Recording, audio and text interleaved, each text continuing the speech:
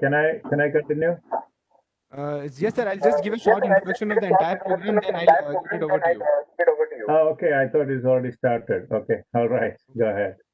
Okay, so we were waiting for you actually. Okay. Thank you. So, very good morning to all connected with us from all across the country. I am Akshay Singh Ranawat, and I welcome you all on behalf of CCS National Institute of Agriculture and Marketing, Jaipur, to the webinar series of Kisan Mitra on agricultural technology for marketing, organized by CCS NIAM in collaboration with Office of Principal Scientific Advisor, Government of India.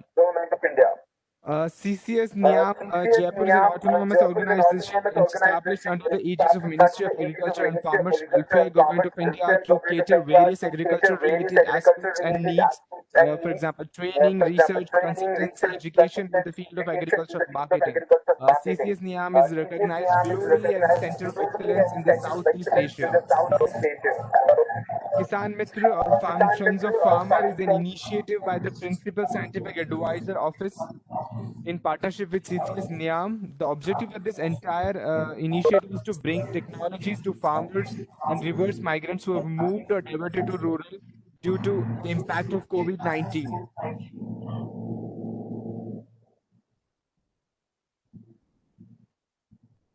Uh, so, uh, See, on the supply side of the technology, there are innovators, entrepreneurs, researchers in academic and research institutions talking about technologies. And considering the demand side of this entire initiative, webinar participants ranges from typically from agribusiness enthusiasts, government functionaries, agribusiness companies to agribusiness stakeholders like farmers who are keen in the agri technologies. So, moving towards today's webinar, we will be discussing the subject of advantages of ultra sex sorting technology and benefits to the dairy farmers, for which we have we have three eminent speakers from Sexing Technologies Genetics, that is ST Genetics. ST Genetics is basically a pioneer and a world leader in the sex sorting technology and bovine genetics, making it capable for sex sorting of semen from cattle, buffaloes, pigs, horses, sheep, goats, etc. And in India, they are providing sex sorting technologies for cattle and buffalo breeds in association with BAIF, Pune, Maharashtra, and ULDB, Rishikesh, Uttarakhand. So our three speakers for the day today includes Dr. Prakash Kaladikal. He's a Vice President Business Development ST Genetics. And next up, we have Dr. Shailendra Srivastav. He's a Techno-Commercial Manager with ST Genetics. And then we have Dr. Amol Kinhekar. He's a Lab Manager, Bail Lab. So, sir, I welcome you on behalf of CCS NIAM. And over to you, sir. So thank you very much for inviting us for this. Somebody's mic. Can somebody mute the mic? It's a little bit noise on the background.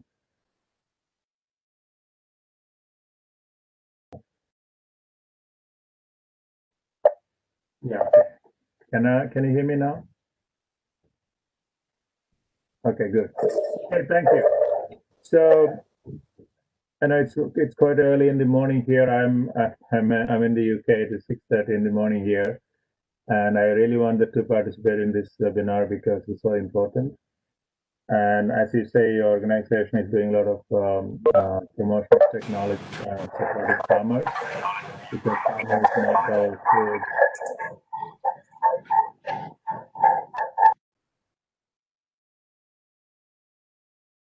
We cannot eat any food if the farmers don't make food for us. So, and then my grandparents were farmers too, so I know how valuable that is. So, when you talk about, I will introduce the company in a bit, but just to talk about the technology because you are a technology promotion company. I was looking at some calculation, and suppose you consider using sex semen versus conventional semen. Let me give an example. If you have 100 cows, 100 cows inseminated, just to give an example, and you assume that you have 40% conception from conventional semen, and our semen is Shailendra and Amol will explain more about those details, but I just give you an idea. If you think about 40% conception by conventional semen and 45% by sex semen, that is what we are now in India. you will need around 2.5, 3 inseminations for conventional semen, and for sex semen, you only need 2.2 insemination. And just by doing that, you get 50%, normally 50% females from conventional semen and 93% female from sex semen. So the number of females born from conventional insemination, 100 inseminations, you get 20 females, whereas from sex semen you get 42 females. That means you have around 22 female cows extra from a conventional sex semen in 100 insemination with the sex semen. So that, if you calculate the income, considering 2,000 liters per cow, around 25 rupees per milk, your income will be more than double by using conventional semen. Sorry, sex semen. So that is a kind of economics, simple economics from using. So your income, the farmer's income can be just simply more than double by using good quality sex semen. Now I want to talk about few minutes about the company, the Sexing Technology. Sexing Technology is the pioneer, the inventor of the technology, is based in the US. We are in this business for the last 16 years. We started sex sorting in 2000, I think it is 2004, yes. And that is our core business. What we do globally is we provide the sex sorting service to all the major AI companies in the world. For example, if you buy sex semen from any company, like Canadian company like Cimex, or Alta Genetics from Canada, or Worldwide Size from America, you get the genetics of those companies, but the sex semen, the technology is ours. So we are like the Intel inside your computer. So we are the processing, our technology is used in making the sex semen. And then the technology is owned by us, which is called XY LLC. You see at 1 o'clock position. That is owned by us. Apart from sex sorting service, as you mentioned, we have another division called ST Genetics. That is the one producing semen from all different kinds of bulls and selling all over the world. So we are again one of the largest and the number one company in the US and in the world. We have around 1,000 bulls, superior top genetic bulls at a time in different stages of production. And then we also have studs, bull studs in the UK, Italy, Brazil, Australia, New Zealand, etc. There is another one very important, especially for India. There are only 3 companies in the world who can do genomic testing. And genomic testing is like you take a hair sample or a tissue sample and then analyze it, and you can predict the future of the animal. For example, you have a bull or a cow, we can tell within few days, within a day after born, we can test and predict this bull has so much merit, meaning the daughters of the bull can produce so much milk, so much fat, so much protein, and the height will be so much, etc. There are around 40 different traits. And then if it is a cow, you can also predict the animal, how much he is going to produce. So what is the benefit of that? You can take that decision early. Suppose you are producing a bull for breeding purpose. If you know how much the daughters of the bull can produce, you can take the decision today. Otherwise, you wait for 2 years, 3 years to produce semen in Indian conditions, and then you inseminate thousands of cows. It takes 5, 6 years, and those daughters of the cow of the bull don't produce enough milk. So you lost 6, 7 years, and then you lost everything. So that early decision making is so crucial, and that is what we do in the US from the genomic visions, genetic visions, genomic testing, and we also plan to bring that to India at some point. Then we have another division, reproduction. We have around 2,000 top ranking heifers standing in America in one place, in Wisconsin, and we produce embryos. We use all the modern technologies to produce embryos. And Cytonom is a company which is producing the sex sorting machines. So that is what we do, use for sex sorting of semen. And there is one more division which is called Fast Genetics, which is a pig breeding division based in Canada. So what we are, Shalendra, can you move this slide, please? So what we do in India, like I said, we provide the service to all the companies in the world. We have 28 labs worldwide, and we have 10 in the US, 18 labs in all other different countries, including India. We have 2 labs already, and generally we have produced more than 100 million doses of sex autism globally. With that brief note, I would like to hand over to my colleague, Shailendra and Amol. They will explain to you all the details, and anything you want to know, you can contact me directly. Shailendra or Amol can also answer all the questions. If you have any questions right now, you may ask now. Otherwise, I will hand over to Shailendra. Participants, if you Thank want you. to channel any question right now, we can be able to take your questions. Otherwise, Dr.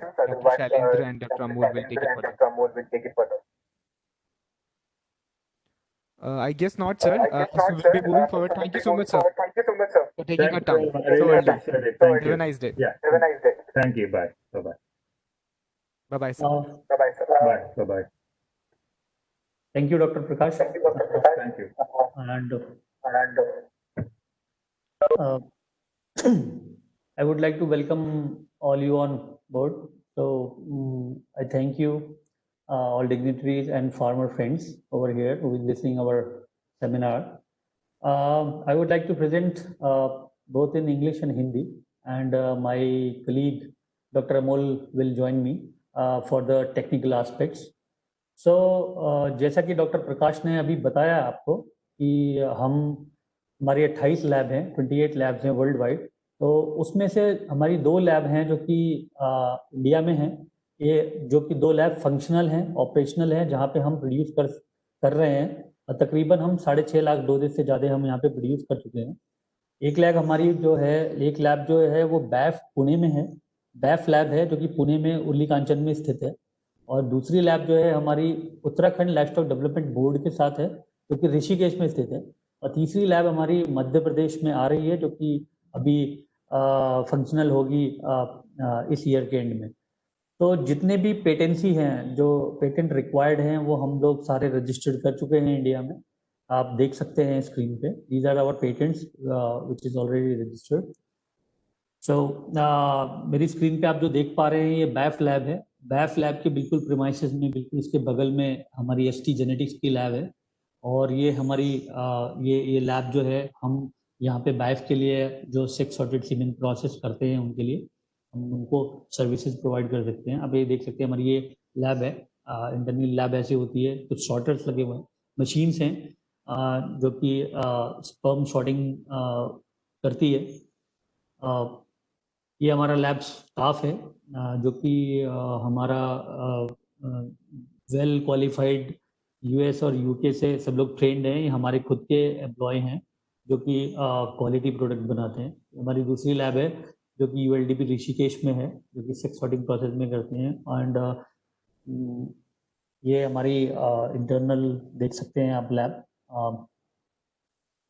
So basically अगर मैं principal की बात करूं, technology के principal की बात करूं, तो जनरली जो सीमेन होता है उसमें 2 तरह के स्पर्म होते हैं। फीमेल स्पर्म होते हैं जिसको हम एक्स बियरिंग क्रोमोसोम स्पर्म बोलते हैं, और एक वाई क्रोमोसोम बियरिंग स्पर्म होते हैं, उसको वो सेक्स स्पर्म सेक्स जो कि आइडेंटिफाई करता है।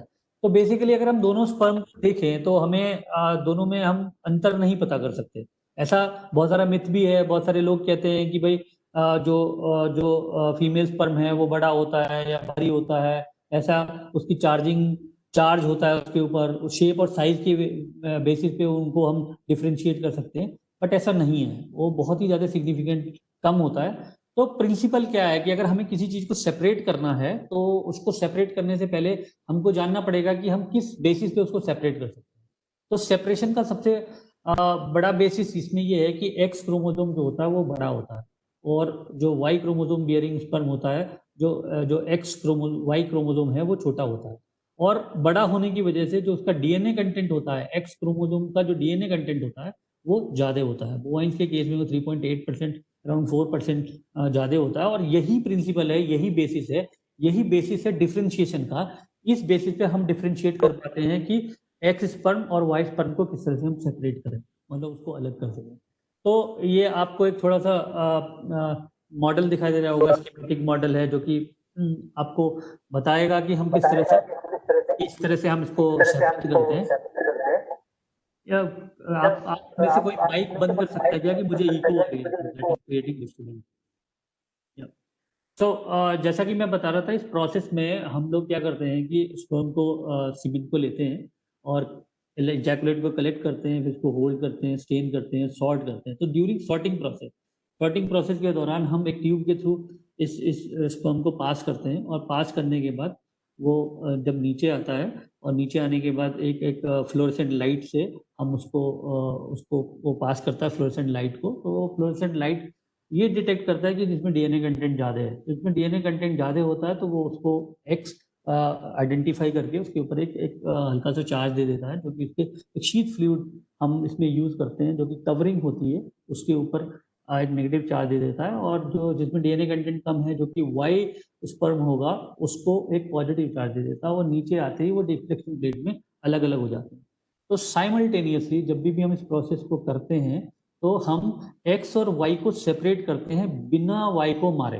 टेक्निकली हम दोनों को सेपरेट करते हैं। तो नेक्स्ट स्लाइड डॉक्टर साहब। तो इसके फायदे क्या होंगे? इसका सबसे बड़ा फायदा यह होता है कि जब भी हम सेपरेट करेंगे एक्स और वाई को, तो क्या होगा, साइमल्टेनियसली हमें दोनों डिजायर्ड जेंडर मिल सकते हैं। अगर हमें अगर वाई भी चाहिए, अगर हमें मेल भी पैदा करना है, तो हम उसको सेपरेट करके ले सकते हैं। और दूसरी चीज ये होती है कि अगर वाई को किल कर देंगे, तो क्या होता है कि डेड एंड डाइंग स्पर्म जो होते हैं, अगर सीमेन के अंदर डेड एंड डाइंग स्पर्म जितने ज़्यादा अधिक मात्रा में होंगे, तो जब हम उसको थॉ करते हैं, सीमेन को जब हम इंसेमिनेशन के लिए प्रिपेयर करते हैं, तो थॉइंग के दौरान क्या होता है कि जो डेड एंड डाइंग स्पर्म होते हैं, कुछ टॉक्सिक सब्सटेंसेस सिक्रीट करते हैं, जिसकी वजह से जो लाइव स्पर्म होते हैं उनकी हेल्थ के लिए डेट्रीमेंटल होते हैं, वो खराब होते हैं। तो उसकी वजह से जो कंसेप्शन रेट है, जो हमें कंसेप्शन चाहिए, वो हमें कम मिलती है। तो टेक्निकली हम एक्स और वाई को अलग करते हैं, वाई को बिना मारे, और डेड एंड डाइंग स्पर्म भी नहीं रहेंगे, तो उसकी वजह से कंसेप्शन बेहतर मिलेगा। साथ ही साथ जो नेचुरली जब हम इजैकुलेट को कलेक्ट करते हैं, तो उस दौरान को डेड एंड डाइंग स्पर्म होते हैं प्रोसेस से पहले, और प्रोसेस के दौरान भी जो भी डेड एंड डाइंग स्पर्म होते हैं, तो हमारी एक पेटेंटेड टेक्नोलॉजी है जो कि अल्ट्रासेप टेक्नोलॉजी के नाम से जानी जाती है। उसके थ्रू हम जितनी भी डेड एंड डाइंग स्पर्म है, और उसको भी हम निकाल लेते हैं। उसकी वजह से भी वो हमें कंसेप्शन रेट बेहतर मिलता है। इस टेक्नोलॉजी में एक फायदा और भी है कि जब हम स्पर्म को प्रोसेस करते हैं, तो हम एक फ्लूइड शीट का इस्तेमाल करते हैं। फ्लूइड शीट एक ऐसा फ्लूइड शीट है, पेटेंटेड फ्लूइड है, जो कि एक स्पर्म को कवर कर लेता है, चारों तरफ से कवर कर लेता है। तो जिसकी वजह से वो जो स्पर्म होता है, वो शीट के अंदर बिल्कुल प्रोटेक्टेड रहता है। उस पे वो प्रोसेस के दौरान जो उस पे उसकी हेल्थ के लिए जो चीज़ें खराब हैं, डेट्रीमेंटल हैं, वो नहीं होती, वो बिल्कुल फुली प्रोटेक्टेड रहता है। और साथ ही साथ इस प्रोसेस के दौरान, जैसे ही जब प्रोसेस चल रहा होता है, तो उस दौरान हम इन लाइन हम उसका वो भी एनालिसिस भी कर सकते हैं, कि मतलब कि कितना प्योरिटी है। प्योरिटी का मतलब ये है कि जैसे मान लीजिए हमें फीमेल स्पर्म चाहिए, तो कितना फीमेल स्पर्म होगा आपके स्ट्रॉ के अंदर, या कितना हम उसको, कितने फीमेल स्पर्म को हम सेपरेट कर पा रहे हैं, कितने परसेंटेज ऑफ फीमेल स्पर्म को हम सेपरेट कर पा रहे हैं, जो कि हम इस्तेमाल करेंगे अपने स्ट्रॉ के लिए, जो कि हमें कंसेप्शन के बाद, प्रेगनेंसी के दौरान जो बच्चा होगा, उसमें फीमेल फील्ड में कितनी मिलेगी, ये निर्धारित करती है। तो जितनी ज्यादा फीमेल प्योरिटी होगी, उतने नंबर ऑफ फीमेल्स हमें फील्ड में ज्यादा मिलेंगी। तो ये हम इनलाइन प्रोसेस के दौरान ही मेजर कर लेते हैं। साथ ही साथ जब हम बैच बनाते हैं, बैच बनाने के बाद भी हम उसको टेस्ट करते हैं, उसकी क्वालिटी को, हर बैच की क्वालिटी को टेस्ट करते हैं। डिफरेंट क्वालिटी पैरामीटर्स हैं, डॉक्टर अमोल बताएंगे। तो उस क्वालिटी पैरामीटर्स पे हम उसको जज करते हैं। जैसा कि आप स्क्रीन पे देख पा रहे हैं, एक वीडियो कैसे ये ऑनलाइन प्रोसेस चल रहा है, और इस ऑनलाइन प्रोसेस में हम एक्स और वाई को हम पहचान पा रहे हैं। दो पीक अगर आपको नजर आ रही है, तो इसका मतलब है कि हम एक्स और वाई को बहुत अच्छी तरह से पहचान पा रहे हैं, और उनको हम सेपरेट कर पा रहे हैं। तो इससे ये निर्धारित हो जाता है कि जो भी हम सेपरेट कर रहे हैं, हम एक्स को जो सेपरेट कर पा रहे हैं, वो बहुत अच्छे प्योरिटी के साथ सेपरेट कर पा रहे हैं, जिससे हम जो प्रोडक्ट बनाएंगे वो उच्चतम क्वालिटी का होगा, और बेहतर हमें फील्ड में बछड़ी के रूप में, हमें जो बछड़ी मिलेंगी उसके रूप में हमें विगत होगा। तो जैसा कि हमारा टॉपिक भी था सेक्स अल्ट्रा, तो सेक्स अल्ट्रा कोई एक ऐसा मतलब हम सीमेन एक प्रोडक्ट नहीं है, सेक्स अल्ट्रा एक पूरा सिस्टम है, सेक्स अल्ट्रा एक पूरा प्रोसीजर है, एक नया प्रोसीजर सिस्टम है, नया इक्विपमेंट है जिसमें टेम्परेचर सिस्टम का बहुत ख्याल रखा गया है, उसमें स्टेन ऑप्टिमाइजेशन का ख्याल रखा गया है, एडवांस एक्सटेंडर्स का, मीडिया का ख्याल रखा गया है, उसका पीएच को बहुत बढ़िया रखा गया है, ऑक्सीडेशन रिडक्शन प्रोसेस को बहुत ज्यादा सुदृढ़ बनाया गया है, और साथ ही साथ डेड सेल सेपरेशन को भी उसमें सम्मिलित किया गया है। तो इसकी वजह से ये सेक्स अल्ट्रा एक पूरी टेक्नोलॉजी है, ये पूरी एक साइंस है और एक पूरा प्रोसीजर सिस्टम है जो कि एक स्पर्म को ऐसा एनवायरमेंट प्रोवाइड करेगा जिसकी वजह से वो ज्यादा बेहतर वाइबल रहेगा, बेहतर कंसेप्शन रेट देगा और बेहतर बछड़ी ही मिलेगी आपको जब आपके फील्ड में काविंग होगी। तो जो सेक्स सॉर्टिंग प्रोसेस है जो एसटी जेनेटिक्स द्वारा किया जाता है, सेक्सिंग टेक्नोलॉजी द्वारा किया जाता है, वो मल्टी स्पीशीज में, मल्टी ब्रीड ऑफ कैटल्स में किया जाता है, और बोवाइन में, इक्वाइन में मतलब घोड़ों में, और शीप में, बकरियों में, इवन पिग्स और बफेलो में भी करते हैं। और इंडिया में हम लोग जो है अभी बोवाइन मतलब कैटल में HF jersey, HF cross, jersey cross, Tharparkar, red Sindhi, Gir, इतनी सारी जो इंडिजिनस नस्ल के जो भी हैं एनिमल उनका कर रहे हैं, और बफेलो में हम मुर्रा और जाफराबादी के लिए हम सेक्स सॉर्टिंग कर पा रहे हैं। तो अगर हमें क्वालिटी को मेजर करना है किसी भी मतलब अगर हमें इस प्रोडक्ट की क्वालिटी को मेजर करना है तो क्या क्राइटेरिया होगा उसका क्राइटेरिया जो है, क्वालिटी कंट्रोल का जो क्राइटेरिया है वो 3 क्राइटेरिया पे बेस्ड है। एक लैब बेस्ड होता है जो कि QC रिजल्ट और प्यूरिटी के बेसिस पे हम डिफाइन करते हैं। दूसरा 2 रिजल्ट होते हैं जो कि फील्ड रिजल्ट होते हैं, कंसेप्शन रेट, मतलब आपने कितना, जैसे डॉक्टर प्रकाश ने बोला कि 2.2 स्ट्रॉज हम यूज करेंगे तो हमें एक कंसेप्शन मिलता है, मतलब कि 2.2 का एवरेज हमारा आता है फील्ड में, कि इसका मतलब ये है कि आपने कितनी डोजेज ऑफ सीमेन यूज किया जिससे आपको एक प्रेगनेंसी मिली। तो कंसेप्शन रेट फील्ड रिजल्ट में हमें दिखाई देता है। और दूसरा होता है कि अगर कंसीव हो गई है, गाय प्रेग्नेंट हो गई है, तो उसने जो बच्चे दिए हैं उसमें से कितने % बछड़ियों की है, क्योंकि हाँ इंडिया में हम जो है वो एक्स स्पर्म को प्रिक्योर करते हैं और उससे हम फीमेल ही पैदा करवाते हैं, वाई को हम डिस्कार्ड कर देते हैं। तो हम QC मेजर्स पे चर्चा करेंगे। मैं आमंत्रित करूंगा डॉक्टर अमोल को लैब मैनेजर लैब से, तो वो आपको विस्तार पूर्वक बताएंगे कि क्वालिटी कंट्रोल क्या होता है, किन पैरामीटर्स पे हमें ध्यान देना है और उन पैरामीटर्स का इफेक्ट क्या होता है फील्ड में। मैं उसके बारे में बाद में चर्चा करूंगा। तो मैं आमंत्रित करूंगा doctor Amol please. Thank you Shailendra sir. मैं डॉक्टर अमोल बायोफ लैब में लैब मैनेजर के पद पर कार्यरत हूँ, और इस लैब में हम लोगों ने अभी तक 4 लाख से ज्यादा सेक्स सॉर्टेड सीमेंट डोसेज बनाई है। ये dosage Gir, HF cross, Jafarabadi, buffalo, jersey cross, Murrah, buffalo, Rathi, red Sindhi, Sahiwal, Tharparkar, Khillar, गौरव, ये 13 ब्रीड में से हम लोगों ने 4 लाख बनाई, 4 लाख से ज्यादा स्ट्रॉज बनाई है। मैं आपको सिग्निफिकेंस आपको नेक्स्ट स्लाइड में बताऊंगा, ये जस्ट आंकड़े आप सुन लीजिए पहले। इस जो हम लोगों ने 4 लाख से ज्यादा जो स्ट्रॉज बनाई है उसका एवरेज कॉन्सेंट्रेशन था 2.2 मिलियन पर स्ट्रॉ। उसके बाद जीरो हावर प्रोग्रेसिव मोटिलिटी 59%, इसमें एवरेज जो जीरो और प्रोग्रेसिव मोटिलिटी थी वो 59% थी। उसके बाद वही सैंपल हम लोगों ने 3 घंटे के बाद चेक किया, उसकी प्रोग्रेसिव मोटिलिटी 54% थी। उसके बाद एवरेज एक्रोसोम इंटीग्रिटी थी 3 घंटे के बाद जो हम लोगों ने ली, उसका 75% थी, और एवरेज फीमेल प्यूरिटी 93 थी। ये बायोफ लैब का रिजल्ट आप देख रहे हो। उसके बाद ये दूसरी लैब जो हमारी ULDB में ऋषिकेश में स्थित है, उस लैब ने तकरीबन 2,80,000 से ज्यादा स्ट्रॉज अभी तक बनाई है। उसमें जो एवरेज कॉन्सेंट्रेशन था उसका भी 2.2 था, zero over motility, progressive motility 60%। उसके बाद वही सैंपल 3 घंटे तक के बाद चेक किया, उसकी प्रोग्रेसिव मोटिलिटी 52%, और 3 घंटे बाद एक्रोसोम इंटीग्रिटी जो ली थी उसका 75% था, और एवरेज प्यूरिटी इस लैब की 94% थी। तो इसका मतलब क्या है, ये QC का मतलब, ये जो आंकड़े बताए उसका मतलब क्या है।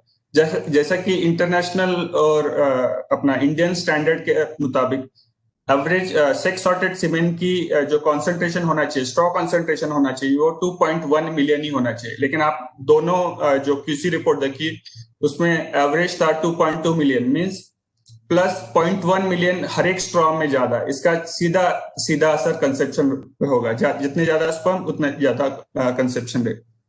उसके बाद गवर्नमेंट ऑफ इंडिया और इंटरनेशनल स्टैंडर्ड ये कहता है कि एवरेज प्यूरिटी होनी चाहिए और मिनिमम 90% होनी चाहिए, लेकिन आपने देखा कि बायफ के लैब में 93 और यूएलडीबी के लैब की 94, मीन्स 3 से 4% ज्यादा फीमेल स्पर्म हम लोगों ने भरे थे। इसका मतलब 3% ज्यादा, 3 से 4% ज्यादा फीमेल आपको फील्ड में मिलेगी।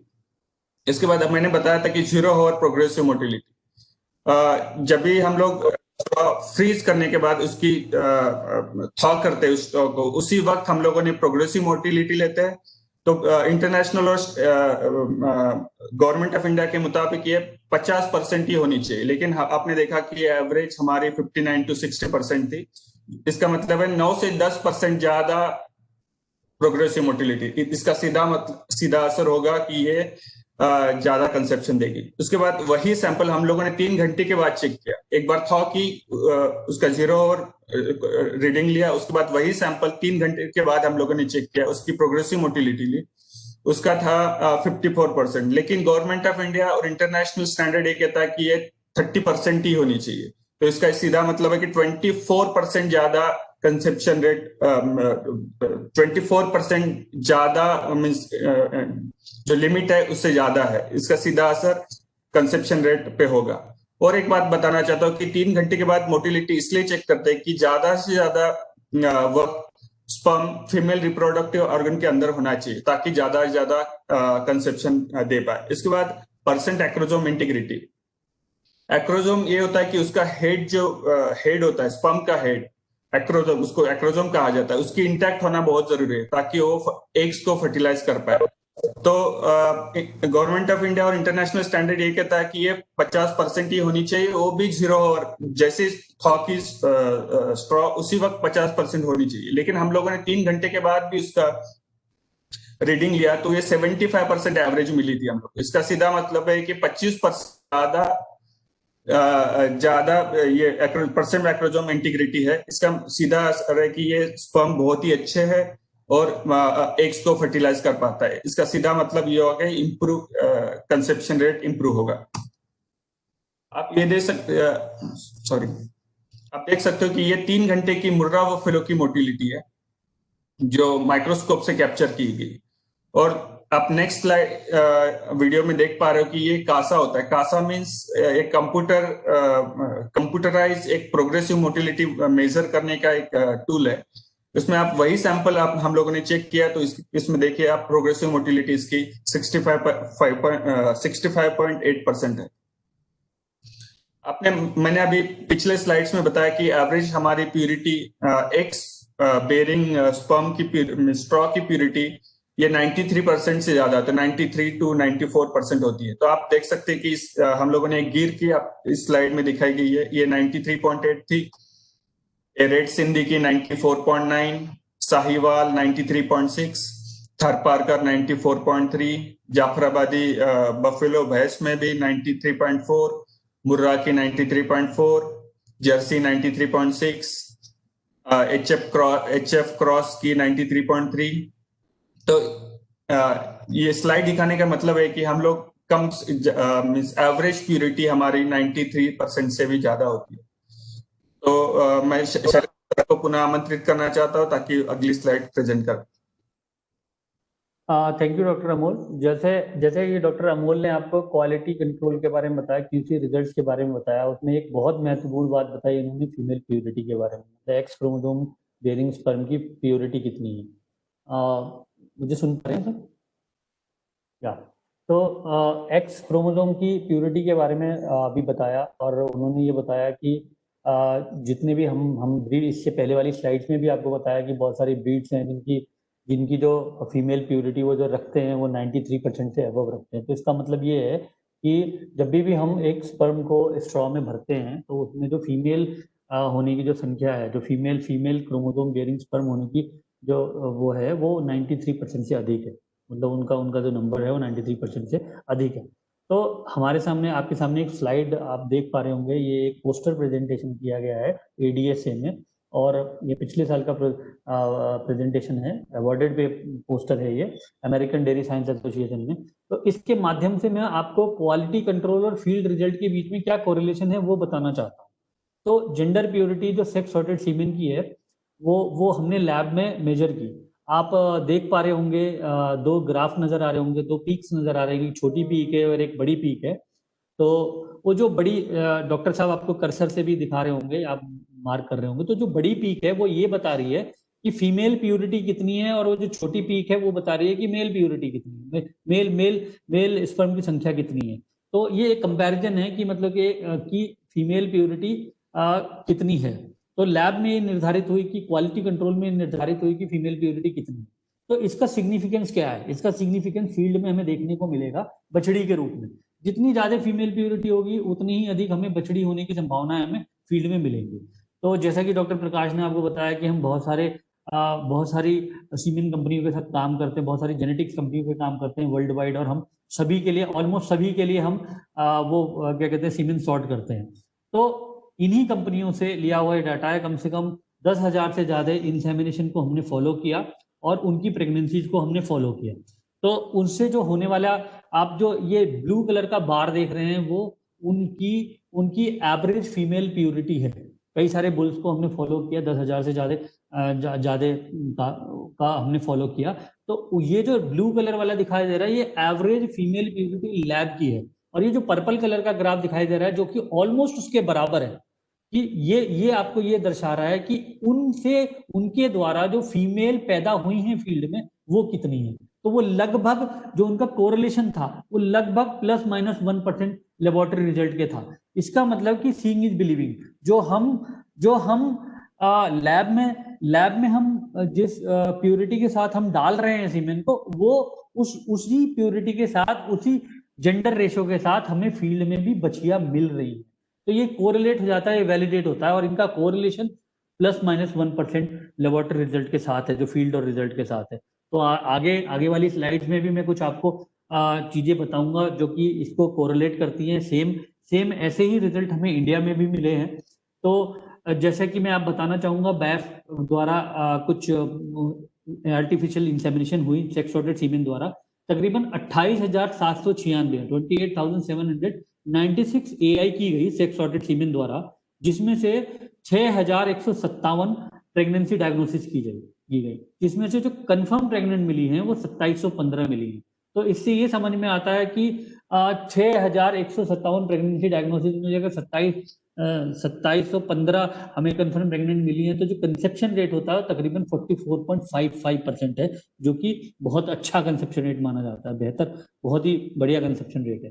तो जितनी कंफर्म प्रेग्नेंट में से जो काविंग हुई है वो तकरीबन 261 काविंग हुई थी, मतलब 261 ब्यात हुई थी। उसमें से जो बच्चे पैदा हुए थे 262 पैदा हुए थे। ये एक ज्यादा इसलिए है क्योंकि वहां पे एक ट्विन पैदा हुआ था, मतलब जुड़वा बच्चे पैदा हुए थे, इसलिए बच्चों की संख्या काविंग से ज्यादा है। और इसमें जो बच्चों की पैदा की संख्या में से जो फीमेल काफ पैदा हुई थी वो 247 थी। तो अगर हम इसका परसेंटेज निकालें तो लगभग 94.3% आपको फीमेल फील्ड में मिली है। मैं आपका और ध्यान आकर्षित करना चाहूंगा डॉक्टर अमोल की बात पे। जैसे डॉक्टर अमोल ने 3 स्लाइड पहले आपको बताया था कि हमारी जो फीमेल प्योरिटी है वो 93% है, और हमें इस रिजल्ट से देखने को मिलता है, जो बैफ के रिजल्ट से मैंने आपको दर्शाया है, कि जो बछड़ी होने की जो संख्या है, मतलब बछड़ी जो हुई है उनकी परसेंटेज 94% से अधिक है। तो ये भी आप देखिए कि फीमेल प्योरिटी 93% है और बछड़ी जो हो रही है वो 94% से ज्यादा है। तो ये परफेक्टली मैच कर रहा है, जो हम लेबोरेटरी में कर रहे हैं वही हमें फील्ड में देखने को मिल रहा है। ऐसा ही रिजल्ट हमें ULDB के साथ मिला है, उत्तराखंड लाइवस्टॉक डेवलपमेंट बोर्ड में, के द्वारा जो सेक्स सॉर्टेड द्वारा AI हुई है वो 22,051 AI हुई है। उसमें से 11,904 प्रेगनेंसी डायग्नोसिस में हमें कंफर्म प्रेगनेंसी जो मिली है 5,458 के आसपास, 5,458, और जो कंसेप्शन रेट इसमें से निकल के आया है वो 45.85% है, जो कि बहुत ही अप्रिशिएबल है और बहुत हाई है। और इनके द्वारा जो काफ बॉर्न हुए हैं वो तकरीबन 455 काफ बॉर्न हुए हैं, उसमें से जो फीमेल काफ हैं वो 435 हैं, जो कि 95.6% यानी मोर देन 95% से ज्यादा फीमेल काफ बॉर्न हुए हैं। ये भी सिद्ध करता है, इससे क्लियरली सिद्ध हो रहा है कि जो हमारी फीमेल, जो हमने लैब की प्योरिटी है वो बिल्कुल मैच कर रही है हमारे फील्ड जेंडर रेशो से, जो हम लैब में निर्धारित कर रहे हैं वही हमें वहां। आपके सामने एक स्लाइड में फ्रांस की रिपोर्ट है, ये 2015 से लेकर 2019 तक की जो काव बॉर्न हुए उनका नंबर है। तो टोटल तकरीबन 10,63,500 काव्स बॉर्न हुए थे, और उनमें जो फीमेल का रेशो हमें मिला था वो 91% के आसपास मिला था। तो कहीं भी किसी भी स्थिति में हम यही कहते हैं कि 90% से अधिक हमें बछड़ी मिली होगी और मिलेगी। उससे ये इन रिजल्ट को देख के हमें काफी अप्रिशिएबल रिजल्ट है, जिससे हमें साबित कर सकते हैं इस चीज को। तो हमें क्यों यूज करना चाहिए सेक्स अल्ट्रा, सेक्स सॉर्टेड सीमेन हमें क्यों यूज करना चाहिए? तो सबसे बढ़िया बात यह है कि हमें 90% से ज्यादा फीमेल प्योरिटी हम लैब में निर्धारित करते हैं, जिससे हमें 90% से अधिक ही बछड़ी फील्ड में मिलेगी। और ये हाई फर्टिलिटी सीमेन है, और जिसका जो कंसेप्शन रेट है वो equal to even more than, जैसा कि आपने रिजल्ट के थ्रू देखा है 45% से अबव आपका कंसेप्शन रेट है, जो कि मोर देन कंसेप्शन कन्वेंशन सीमेन से है। तो ये जो आपको फर्टिलिटी मिलेगी वो मोर देन आपको क्या कहते हैं कन्वेंशन सीमेन और इवन उसके बराबर मिलती है। साथ ही साथ सबसे अच्छी खास बात यह है, ये हमें क्यों इतना अच्छा रिजल्ट मिलता है, इसकी सबसे बड़ी खास बात यह है कि there will be no dead and dying sperm in the, जब हम प्रोसेस के दौरान और प्रोसेस से पहले हम जितने भी डेड एंड डाइंग स्पर्म है उसको हम निकाल देते हैं, और जब हम स्ट्रॉ को भरते हैं तो 99.99% लगभग 100% में लाइव स्पर्म बोलते हैं, जिसकी वजह से कंसेप्शन रेट इंप्रूव हो जाता है। साथ ही साथ और सबसे मुख्य बड़ी बात इसमें यह है कि हम एक्स और वाई को सेपरेट करते हैं बिना वाई को मारे, we do not kill Y. तो हम यहाँ पे जो अनवांटेड वाई है क्रोमोसोम उसको नहीं मारते हैं, हम उसको साइमल्टेनियसली सेपरेट करते हैं, जिसकी वजह से कोई डेड एंड डाइंग स्पर्म भी नहीं होगा हमारे स्ट्रॉ में, और जिसकी वजह से कंसेप्शन रेट हमें बेहतर मिलेगा। और साथ ही साथ ये हमें अलाउ करता है डिजायर्ड जेंडर के लिए, मतलब हमें फीमेल चाहिए तो फीमेल भी ले सकते हैं, और कभी हमें मेल चाहिए तो हम मेल भी ले सकते हैं। और साथ ही साथ इस टेक्नोलॉजी की सबसे अच्छी खास बात यह है कि हम 10% ज़्यादा सीमेन बनाते हैं कन्वेंशनल सीमेन की से। इसका फायदा ये होता है कि कोई जेनेटिक वेस्ट नहीं होता। अगर सुपीरियर बुल है, हाई मेरिट बुल है, तो उसकी एक लाइफ होती है, उससे उसकी जो इजैकुलेट की एक सर्टेन अमाउंट होती है, उतना ही हम उसको हार्वेस्ट कर सकते हैं, तो उसको इतना ही रीप कर सकते हैं। तो वो हम ज़्यादा से ज़्यादा अच्छे मेरिट के बुल को ज़्यादा से ज़्यादा यूटिलाइज कर सकते हैं, ज़्यादा नंबर ऑफ डोजेस बना के ज़्यादा फीमेल्स को प्रेग्नेंट कर सकते हैं और ज़्यादा अच्छी बछड़ी ले सकते हैं। और ये प्रूवन है ऑल ओवर द वर्ल्ड, और इवन इंडिया में सारे गवर्नमेंट ऑफ इंडिया के नॉर्म्स को और इंटरनेशनल स्टैंडर्ड के नॉर्म्स को पूरा करें। तो इसका बेनिफिट क्या होगा? इसका बेनिफिट ये होगा कि ज़्यादा से ज़्यादा फीमेल, 90% से ज़्यादा अगर हमें फीमेल मिलेंगे तो हमारा मिल्क का प्रोडक्शन, हमारे किसानों का मिल्क का प्रोडक्शन बढ़ेगा। फास्टर जेनेटिक प्रोग्रेस होगी, मतलब कि जेनेटिक जो मेरिट है, जेनेटिक मेरिट है वो बहुत जल्दी आएगी, अनुवांशिकता बहुत फास्ट ट्रांसफर होगी, बच्चियों के रूप में आएगी, और आपके फार्म का जो बेहतर मेरिट वाली आपकी बछड़ियां होंगी वो ज़्यादा से ज़्यादा दूध दे सकती हैं, और वो अच्छे मेरिट बुल की बछड़ियां होंगी। साथ ही साथ आपको बाहर से फीमेल लाने की जरूरत नहीं होगी। Bio security point of view से बहुत इंपॉर्टेंट है। क्यों? क्योंकि बाहर से फीमेल लाएंगे तो उसके बारे में आपको जानकारी नहीं होगी, तो बहुत सारे डिजीज भी आपके फार्म पे आ सकते हैं। तो आपकी अपनी फीमेल होंगी, जानी पहचानी फीमेल होंगी, तो डिजीज की भी जो ट्रांसमिशन के चांसेस भी कम हो जाएंगे बाहर से जो आने वाली डिजीज है। साथ ही साथ अगर आपके यहाँ फीमेल पैदा होगी तो आपके यहाँ डिस्टोपिया, बच्चा फंसने की जो समस्या है वो कम हो जाएगी। क्यों? क्योंकि फीमेल का जो वजन होता है मेल के वजन से कम होता है, तो वो आसानी से काविंग होती है। जब अगर आपकी गाय को आसानी से काविंग होगी तो उसका एनिमल वेलफेयर होगा, उसको आरओपी की समस्या, फर्टिलिटी की समस्या, जेर फंसने की समस्या और पायोमेट्रा की समस्या, ऐसी समस्या नहीं होंगी जो पार्चुरेशन के दौरान या डिलीवरी के दौरान होती है। उससे क्या होता है कि एनिमल का बेहतर संवर्धन होगा, उसका बेहतर वेलफेयर होगा, वो अच्छे दूध पे आएगी और उसको तकलीफ भी कम होगी। साथ ही साथ जो मेल पैदा होने की जो संख्या है वो 10% से भी कम हो जाएगी, क्योंकि हम 90% से ज्यादा फीमेल होने की बात कहते हैं, गारंटी देते हैं। तो जो 10% से कम मेल पैदा होंगे तो जो हमारे जो अनवांटेड काफ है जो सड़कों पे घूम रहे हैं, हमारे नेचुरल रिसोर्सेज पे थ्राइव कर रहे हैं, वो भी कम होंगे, तो हम उनको भी रोक सकते हैं। तो इस स्लाइड के माध्यम से मैं आपको थोड़ी सी क्वालिटी के ऊपर फोकस करना चाहता हूँ कि दो टेक्नोलॉजी है हमारी। टेक्नोलॉजी जो सेक्स अल्ट्रा टेक्नोलॉजी है वो बेहतर टेक्नोलॉजी, क्योंकि इसमें 99.99% हम लाइव स्पर्म भरते हैं और इसमें 90% से ज्यादा, आप पिंक कलर में देख रहे होंगे अब, ये फीमेल स्पर्म को डिनोट कर रहा है, और स्लेटी कलर का, ग्रे कलर का जो स्पर्म है वो डेड एंड डाइंग स्पर्म को डिनोट कर रहा है, और ब्लू कलर का स्पर्म आपको मेल डिनोट कर रहा है। तो इस स्लाइड के द्वारा आप देख सकते हैं सेक्स अल्ट्रा में 90% से ज्यादा, जैसे डॉक्टर अमोल ने भी बोला कि 93% से अधिक फीमेल प्यूरिटी होती है, तो ज्यादा से ज्यादा number of female bearing chromosome जो होंगे वो ज्यादा होंगे, एक्स बियरिंग क्रोमोसोम ज्यादा होंगे, जिससे ज्यादा से ज्यादा हमें फीमेल मिलने के चांसेस होंगे। और साथ ही साथ जैसे डॉक्टर अमोल ने बताया कि हम 53% हमारा पोस्ट थॉ मोर्टेलिटी है, जो कि 23% ज्यादा है इंटरनेशनल और गवर्नमेंट ऑफ इंडिया के स्टैंडर्ड से, जो कि ये हमें सुविधा देता है कि ज्यादा से ज्यादा देर तक अगर स्पर्म जिंदा रहेगा फीमेल रिप्रोडक्टिव ट्रैक्ट में, तो अगर ओवा देर से भी आता है तो कंसेप्शन के चांसेस बढ़ जाते हैं। तो यही कारण है कि इससे आपको बेहतर कंसेप्शन रेट मिलता है, और ये हमारे फील्ड रिजल्ट से भी विगत होता है कि हमें 45% से अधिक कंसेप्शन रेट मिला है। और दूसरी टेक्नोलॉजी में ज्यादा डेड सेल्स होंगे, मेल सेल्स होंगे, और फीमेल सेल्स की संख्या का पता नहीं है, तो उसके कंट्रास्ट में अगर हम यहाँ पे देखें तो कंसेप्शन रेट भी बेहतर मिलता है और फीमेल भी हमें फील्ड में ज्यादा से ज्यादा मिलती है। तो अब हमने ये चीजें समझी, ये टेक्नोलॉजी समझी, सब कुछ समझा, प्रोडक्ट जो रूप में आया हमारे वो स्ट्रॉ के रूप में आया। तो अब इस स्ट्रॉ को हम पहचाने कैसे, इसकी पहचान क्या होती है? तो कभी भी स्ट्रॉ को अगर पहचानना है तो एक हमारा गवर्नमेंट ऑफ इंडिया की तरफ से ये पूरा एक सिस्टम है, कलर कोडिंग का सिस्टम है।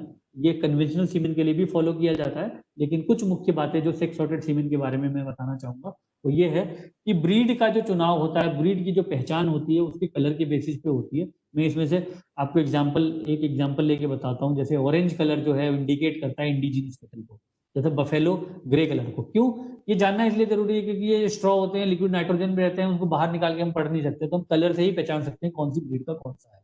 तो उस पर लिखा क्या होता है, जैसे कि मैं इंडिजिनस कैटल के वाले में बात करूं, ऑरेंज कलर वाला आप देख रहे होंगे, तो उस पर सबसे पहले लिखा होगा ST sex ultra X F90%।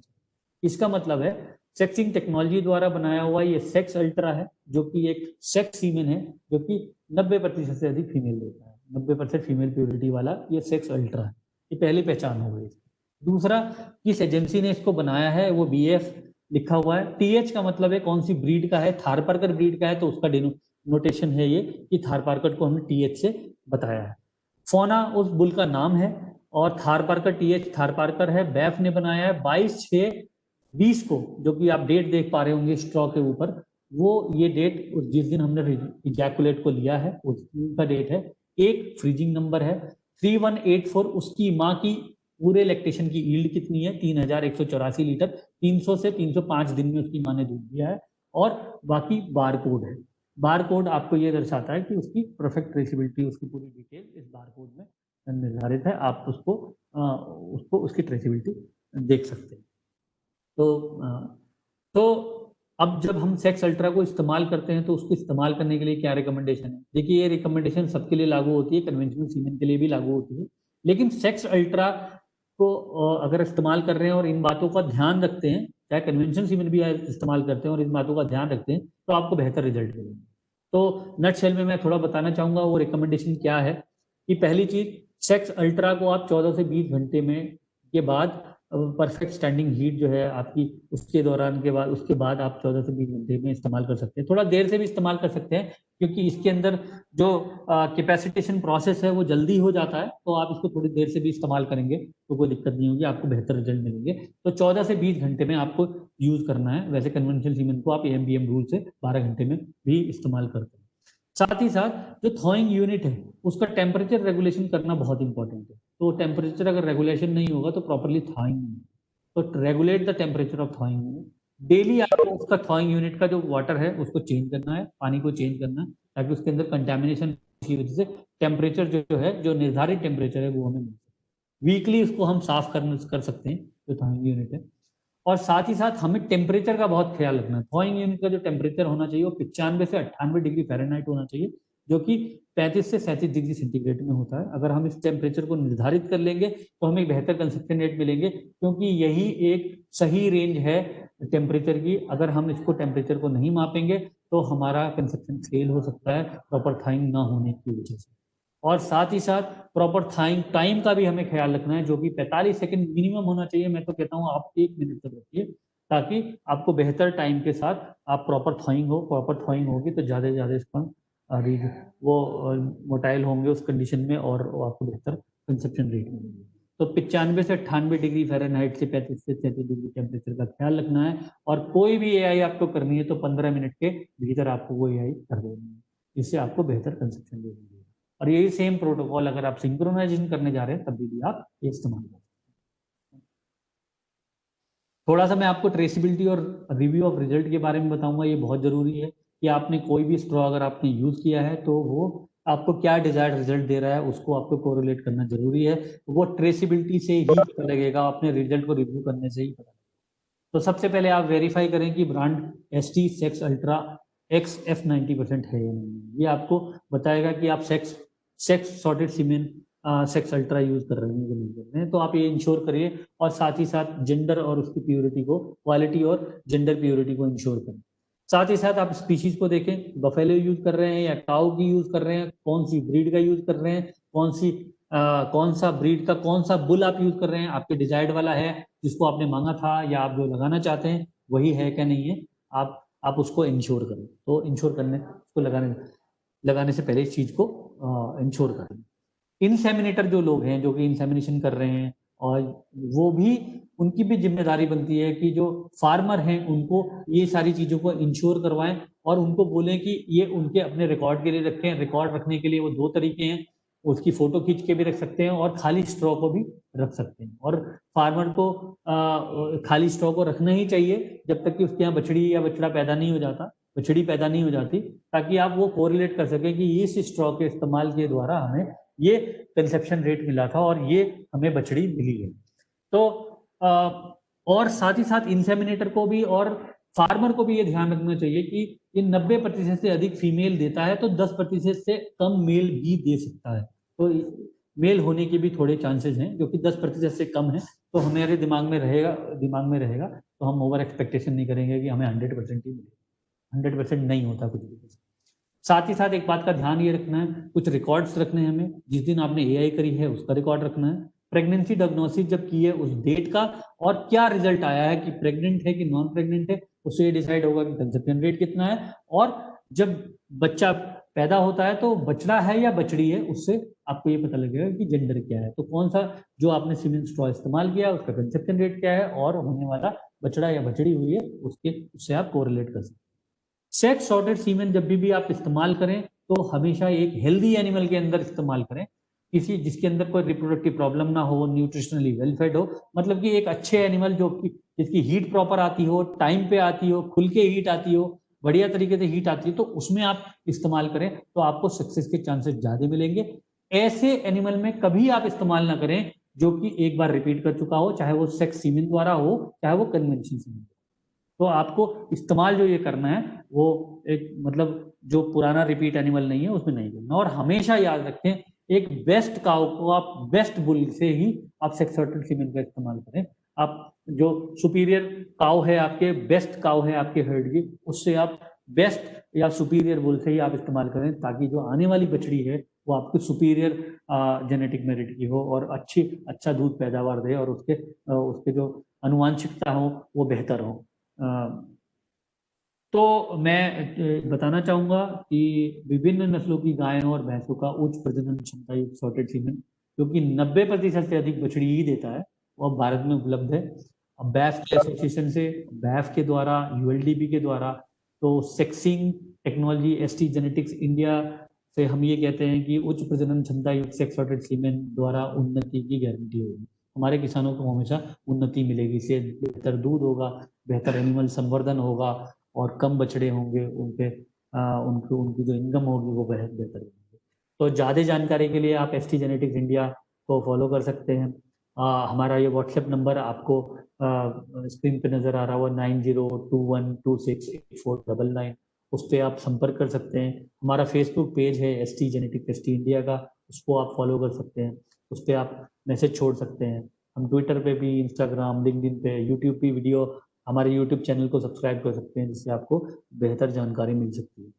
तो आपका बहुत बहुत धन्यवाद, और इस सेमिनार के लिए बहुत बहुत धन्यवाद। और मैं चाहूँगा अगर आपके कोई क्वेश्चंस हैं तो आप प्लीज़ उसको पूछिए, हम उसको एड्रेस करेंगे। डॉक्टर अमोल, मैं डॉक्टर शैलेंद्र, डॉक्टर प्रकाश भी हैं यहाँ पे, जो कि आपके सारे क्वेश्चंस को एड्रेस करेंगे। Akshay, over to you, please facilitate for the questions. Thank you so much, sir. Thank you so much, Shailendra. Thank you so much, Dr. Amol, and thank you, Dr. Prakash. I think the entire presentation was pretty clear and very comprehensive in the manner. I think it explained everything in a very strategic manner. I again request all the participants, for that matter, I encourage any of you, if you have any questions or queries, you can drop it in the chat box, or you can directly ask. All the speakers are ready here. They are directly connected. They are ready to answer. So if you have any question or query, any anything, any request for that matter, any kind of collaboration you want to get into, you can directly contact these people and those who are connected with us, and the details of their SH Genetics has already been shared with you. So I again request of all the participants, if you have any question or queries, kindly proceed. Sir, by the time I have a few questions, if you would like to answer, I think I have things not very technical, but I think as in context to the entire process, I would like to confirm how does the success rate vary in different species, like gear and everything. So when you are changing to different species, does the success rate varies? Yeah, so I will try to answer that question. So just a general concept. The conception rate is so there are different factors in the conception rate. Conception rate in simple terms, if you inseminate, let's say if you inseminate 100 cows, how many get pregnant in that time? Okay, that is called a conception rate. When you check the pregnancy from 100, how many get pregnant? So if you get 40 pregnant, that is 40%. If 35, 35. So in India, just to give a number, the conception rate is around 35 to 40%, or maybe 30 to 40%, depending on different states. So the conception rate itself is influenced by so many various factors. Okay, one of them is the animal factor. The others are so many: environment, the nutrition status of the animal, the semen quality, the inseminator, how we handle semen, how we put it inside the animal, if the animal is sick. So there are so many different factors. So the breed factor generally doesn't make a big difference. So the major factors are the semen quality, the health status of the animal. Of course, there is a small difference in the breed factor, and that difference is not based on the breed as such, it is based on the productivity of the animal. Suppose the animal is producing 40 liters of milk per day, then naturally the conception may go down a little bit.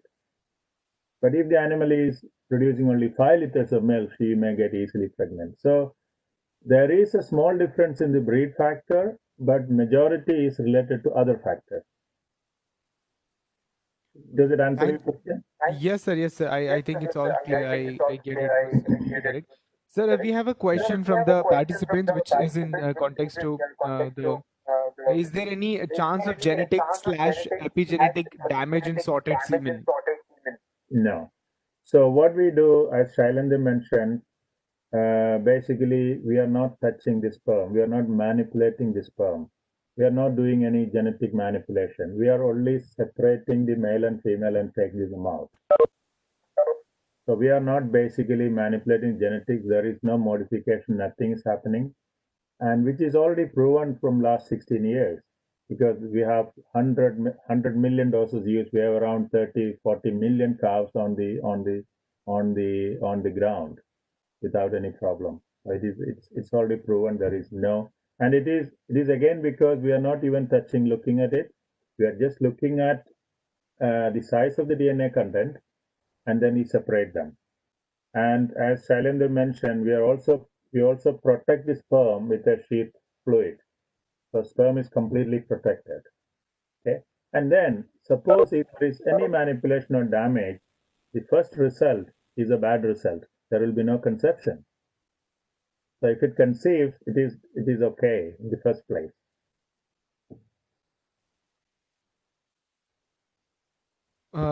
Thank you, sir. Thank you so much for the clarification. Participants, if you have any question or query or a request, you can kindly proceed. Sir, as ST Genetics, is ST Genetics India planning on extending it to other than bovine? Are you planning on extending it to other species or different animals? So it is not that we plan, it is the requirement. Suppose you or anyone in this group or anyone in India wants to say that, oh, we need to produce X number of so many X is confusing here because we are talking X and Y. So if you want to say we want to produce 100,000 doses or 50,000 doses of sex semen from pigs or horses, then we will produce it for you. It is based on demand. So if somebody wants it, yeah, we will talk.